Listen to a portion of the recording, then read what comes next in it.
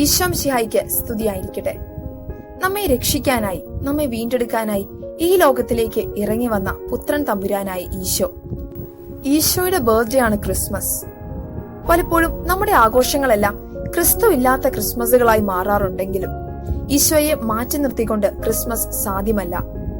ഇന്ന് നമുക്ക് ഈശോയെ പറ്റി കൂടുതൽ മനസ്സിലാക്കാം. നമുക്ക് ബൈബിളിൽ പറഞ്ഞിരിക്കുന്ന ഈശോയെ ഒന്ന് അടുത്ത് പരിചയപ്പെടാൻ ശ്രമിക്കാം.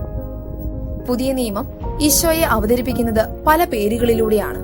പ്രവാചകൻ, മിശിഹ, മനുഷ്യപുത്രൻ, ദൈവപുത്രൻ, കർത്താവ്, ദൈവം തുടങ്ങിയ പേരുകളെല്ലാം ഈശോയെ സൂചിപ്പിക്കാനായിട്ട് ഉപയോഗിക്കാറുണ്ട്. ആ നാട്ടിലുണ്ടായിരുന്ന സാധാരണ ജനങ്ങൾ ഈശോയെ ഒരു പ്രവാചകനായിട്ടാണ് പലപ്പോഴും മനസ്സിലാക്കിയിരുന്നത്.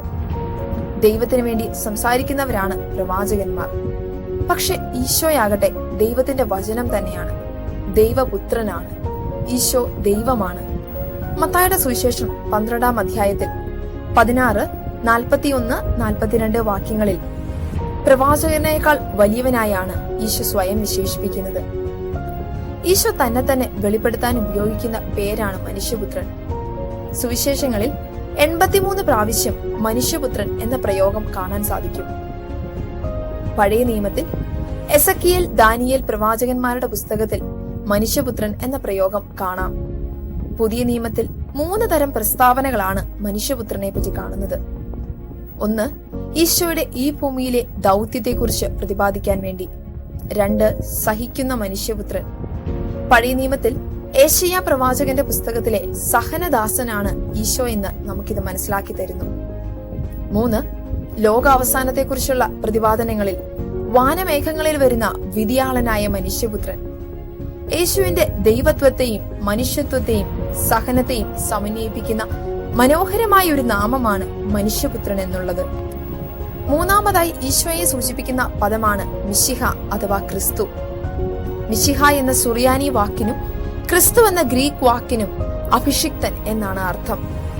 2000-ഓളം വർഷങ്ങൾ ഇസ്രായേൽ ജനത ഒരു മിശിഹായെ പ്രതീക്ഷിച്ചിരുന്നു. കഴിഞ്ഞ 2000 വർഷങ്ങൾ ക്രിസ്ത്യാനികൾ ഈശോയെ ക്രിസ്തുവായി ഏറ്റുപറയുന്നു. പഴയ നിയമത്തിൽ മിശിഹായെ കുറിച്ചുള്ള പ്രതീക്ഷയുടെ സംഗ്രഹം ഇങ്ങനെയാണ്: മിശിഹ തന്റെ ദൗത്യം നിറവേറ്റുന്നത് ഈ ഭൂമിയിലാണ്. മിശിഹ വരുന്നതോടെ അവസാന ഘട്ടത്തിലേക്ക് നാം പ്രവേശിക്കുന്നു. യുദ്ധപ്രിയനോ സമാധാനപ്രിയനോ ആയിരുന്നാലും മിശിഹ ഇസ്രായേലിന്റെ രാജാവായിരുന്നു. ദാവീദ് വംശത്തിൽ പിറക്കുന്ന ഒരു രാജാവായിരിക്കും മിശിഹ. മിശിഹായെ കുറിച്ച് സങ്കീർണവും വ്യത്യസ്തവുമായ പ്രതീക്ഷകൾ ഉണ്ടായിരുന്നതുകൊണ്ട് ഈശോ ഈ പേര് ഉപയോഗിച്ച് കാണുന്നില്ല. പക്ഷേ മറ്റുള്ളവർ ഈശോയെ മിശിഹായായി ഏറ്റുപറയുന്നുണ്ട്. ഈശോ മിശിഹായാണെന്ന പ്രഖ്യാപനങ്ങളിൽ പ്രധാനപ്പെട്ട 2 സന്ദർഭങ്ങളാണുള്ളത്. ഒന്ന്, കേസറിയ ഫിലിപ്പിയിലെ പത്രോസിന്റെ വിശ്വാസ പ്രഖ്യാപനം. 2, സാൻഹെദ്രിൻ കൗൺസിലിന് മുൻപാകെ പ്രധാന പുരോഹിതന്റെ ചോദ്യത്തിന് ഈശോ നൽകുന്ന ഉത്തരം. താൻ മിശിഹായാണെന്ന അവബോധം ഈശോയ്ക്കുണ്ടായിരുന്നു. സ്നാപക യോഹന്നാന്റെ ചോദ്യത്തിന് ഈശോ നൽകുന്ന ഉത്തരം അതിന് തെളിവാണ്. യേശുക്രിസ്തു തന്റെ പൂർത്തീകരണ ദൗത്യം നിർവഹിക്കുന്നത് രാജകീയ അധികാരത്തിലൂടെയല്ല, കുരിശിലെ സഹനത്തിലൂടെയാണ്.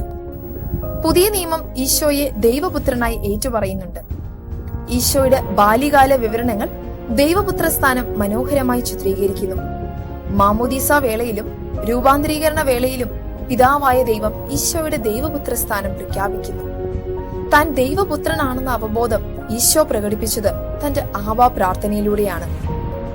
സകലത്തിന്റെയും നാഥൻ, പ്രപഞ്ച കർത്താവ് എന്നെല്ലാം ദൈവത്തെ വിളിച്ചിരുന്ന യഹൂദരുടെ രീതികളിൽ നിന്ന് വ്യത്യസ്തമായി യേശു ദൈവത്തെ ആബ എന്ന് വിളിക്കുകയും അങ്ങനെ വിളിക്കാൻ മറ്റുള്ളവരെ പ്രാപ്തരാക്കുകയും ചെയ്യുന്നു. ഈശോയെ സൂചിപ്പിക്കുന്ന മറ്റൊരു പദമാണ് കർത്താവ്, ലോർഡ് കീരിയൂസ്. പഴയ നിയമത്തിൽ ദൈവത്തെയാണ് കർത്താവ് എന്ന് വിളിച്ചിരുന്നത്. ദൈവത്തെ കർത്താവ് എന്ന് വിളിച്ചിരുന്ന സമൂഹം യേശുവിനെ കർത്താവ് എന്ന് വിളിക്കുന്നതിലൂടെ അവിടുത്തെ ദൈവത്വമാണ് അംഗീകരിച്ചിരുന്നത്. പഴയ നിയമത്തിൽ ദൈവത്തെ കർത്താവ് എന്ന് വിളിക്കുന്ന ഭാഗങ്ങൾ യേശുവിനെ കുറിച്ച് പറയാൻ ഉദ്ധരിക്കുന്നതിലൂടെ സ്ലീഹന്മാർ ലേഖനങ്ങളിലൂടെ ക്രിസ്തു ദൈവം തന്നെയാണെന്ന് ഏറ്റുപറയുന്നു. ഏറ്റവും പഴക്കമുള്ള ചെറിയ പ്രാർത്ഥനയാണ് മാറാനാഥ, കർത്താവെ വേഗം വരണമേ. കോറിന്തോസുകാർക്ക് എഴുതിയ ലേഖനത്തിലും വെളിപാട് പുസ്തകത്തിലുമാണ് നാം ഈ പ്രാർത്ഥന കാണുന്നത്. എന്റെ കർത്താവെ, എന്റെ ദൈവമേ എന്നുള്ള തോമസിന്റെ പ്രഖ്യാപനം യേശുവിന്റെ ദൈവത്വത്തിന്റെ അംഗീകാര മുദ്രയാണ്. പുതിയ നിയമം യേശുവിനെ ദൈവമായാണ് അവതരിപ്പിക്കുന്നത്. ദൈവത്വം സൂചിപ്പിക്കുന്ന ധാരാളം വചനഭാഗങ്ങൾ ഉണ്ടെങ്കിലും ഏറ്റവും പ്രധാനപ്പെട്ട വചനങ്ങൾ ഹെബ്രായർക്ക് എഴുതപ്പെട്ട ലേഖനം 1-ാം അധ്യായം 8-9 വചനങ്ങൾ, യോഹന്നാന്റെ സുവിശേഷം 1:1, 1:18, 20:28 എന്നീ വചനങ്ങളാണ്. സാബത്തിൽ യേശു പ്രവർത്തിച്ച അത്ഭുതങ്ങളും ദേവാലയമാണ് താനെന്ന യേശുവിന്റെ പ്രസ്താവനയും ദൈവത്തിന് മാത്രം അർഹമായ ആരാധന യേശുവിന് നൽകുന്നതും യേശു ദൈവമാണെന്നതിന്റെ പുതിയ നിയമ സാക്ഷ്യങ്ങളാണ്. ഈശോയുടെ ജീവചരിത്രത്തിലെ നിഷേധിക്കാനാവാത്ത ചരിത്ര വസ്തുതയാണ് ഈശോയുടെ കുരിശുമരണം. യേശുവിന്റെ മരണത്തിന്റെ രക്ഷാകരമായ അർത്ഥത്തിന് 5 തലങ്ങളാണുള്ളത്. 1. പിതാവ് പുത്രനെ കൈമാറുന്നു. സ്വപുത്രനെ പോലും ഒഴിവാക്കാതെ മനുഷ്യരോടുള്ള സ്നേഹത്തെ പ്രതി അവനെ പോലും നൽകുന്ന സ്നേഹനിധിയായ പിതാവ്. 2. പകരം നിൽക്കുന്നു. ക്രിസ്തു മനുഷ്യരുടെ സ്ഥാനത്ത് നിന്നുകൊണ്ട് പാപങ്ങൾക്ക് പരിഹാരം ചെയ്യുന്നു. 3. പാപങ്ങളിൽ നിന്ന് നമ്മെ മോചിപ്പിക്കുന്നു. തന്റെ കുരിശുമരണത്തിലൂടെ പാപത്തിന്റെ ബന്ധനത്തിൽ നിന്ന് ക്രിസ്തു നമ്മെ സ്വതന്ത്രരാക്കി. 4. കുരിശുമരണത്തിലൂടെ ത്രിയേക ദൈവത്തിലേക്ക് മനുഷ്യൻ കടന്നു വരുന്നു. ദൈവത്തെ ആബാ പിതാവേ എന്ന് വിളിക്കാൻ നമ്മെ പ്രാപ്തരാക്കുന്നത് ഈശോയുടെ കുരിശുമരണമാണ്.